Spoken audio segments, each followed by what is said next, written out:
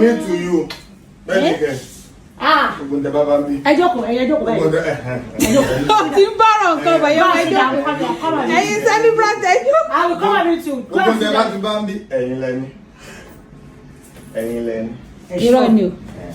Are you for real? The Baba passport, you know, and come out travel. And this you Jeka.